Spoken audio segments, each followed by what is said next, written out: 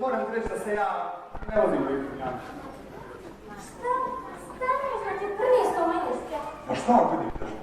Pa zato sam ovako zgodan i ovako zdrav, a? Zato što vidim teške reći ne. Aha, kako da ne. Ti se plašiš, šta? Plašiš. Zato ti ja moram s nekim upoznati. Slušaj, sljedeća takmičarka je Nina Dujaković. Ima 10 godina i dolazi iz Doboja. Nina je najmlađa osoba koja se sama vozila liftom. Sama liftom? Sama.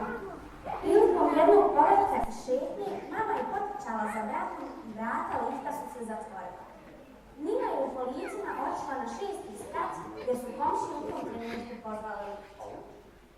Mama je panično trčala u stepence i na svakom spratu pozivala lift, a u međuvremenu su iznenađene komšije izvadile iz lifta malu Ninu i od tada je poznata u zgradi kao beba iz lifta.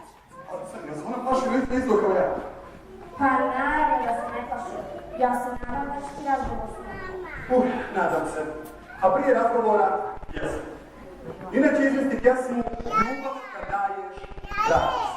Autor muzike i teksta i aranžmana je Igor Vukojević.